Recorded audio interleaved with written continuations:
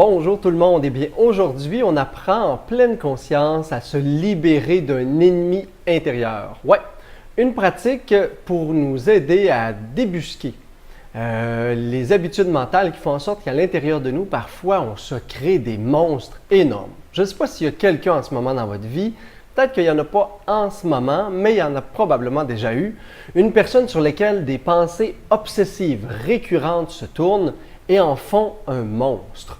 Ce qui veut dire que dans notre entourage, parfois, il y a des personnes, ça peut être un patron, souvent, il y a ce rôle-là, en tout cas, le patron. Ça peut être un voisin qui fait beaucoup de bruit. Ça peut être un ami sur lequel vous avez de la rancœur. Ça peut être un ancien conjoint sur lequel vous avez beaucoup de tristesse et un mélange de colère, ressentiment. Toute personne sur laquelle votre esprit retourne de manière compulsive pour générer des émotions négatives, eh bien, c'est ce qu'on appelle the famous person. Ouais, parce que dans votre esprit, imaginez-vous donc que vous en avez fait quelque chose qui n'est pas réel.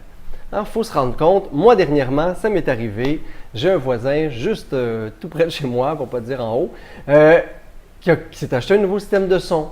Un nouveau système de son à 3000 $ d'une performance extraordinaire. Cette personne-là, depuis déjà 1 an et demi, on fait des compromis, on se parle, on discute, mais là, tout à coup, pas de discussion, pas de compromis. Et il est devenu pour un temps mon famous person.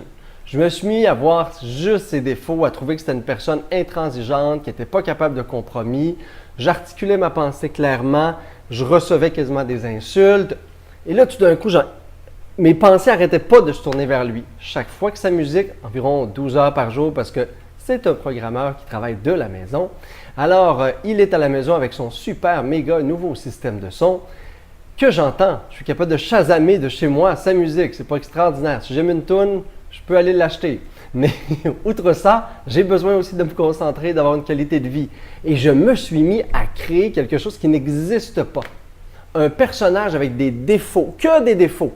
Un personnage sur lequel tous les jours, j'hypothétisais quelque chose de son passé, j'y projetais quelque chose dans l'avenir. Je me disais, si je vais y parler, il va me redire ça. Et j'en ai fait un monstre, avec une partie de ressentiment quand même à l'intérieur. Alors, une pratique à utiliser dans ce temps-là, c'est d'aller regarder cette image-là. Premièrement, il faut regarder l'image. Il faut regarder intérieurement le monstre qu'on s'est créé et juste en prendre conscience. Prendre conscience de la caricature, de l'énormité des émotions, des ressentiments et de tous les attributs négatifs. Et on va vite se rendre compte que cette personne-là, dans le passé, elle n'a pas toujours été ça. Et on peut aussi se rendre compte que dans le présent, cette personne-là, pour d'autres personnes, elle n'est pas ça non plus. Fait que dans sa nature, ce n'est pas une personne qui a les défauts de la méchanceté, de la violence, de l'agressivité, du narcissique et tout. Ça n'existe pas une personne qui n'a que des défauts.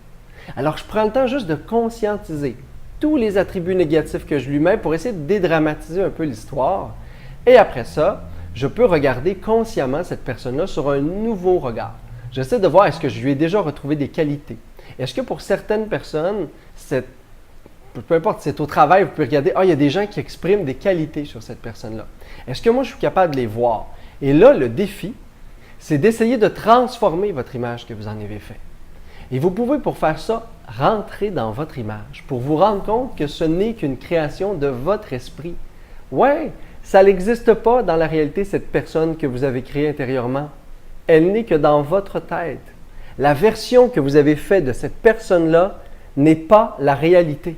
Fait que dès que je réalise ça, et vous pouvez même rentrer mentalement dans votre image, comme si vous rentriez dans un hologramme.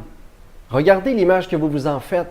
À toutes les fois que votre pensée remet cette image-là et qu'il y a plein d'émotions, rentrez dans l'image et voyez que ce n'est qu'une pensée. L'image, la pensée viennent de vous. Vous en êtes le créateur, la créatrice. Ce scénario-là n'existe pas en dehors de vous. Et là, on se responsabilise un petit peu. On peut dédramatiser, avoir un peu plus de recul et de détachement. Et ultimement, réapprendre à voir la personne différemment ou sinon faire en sorte que ce démon-là perde de son importance et redevienne tout simplement un être humain. Et voilà, bonne pratique de pleine conscience. Namasté.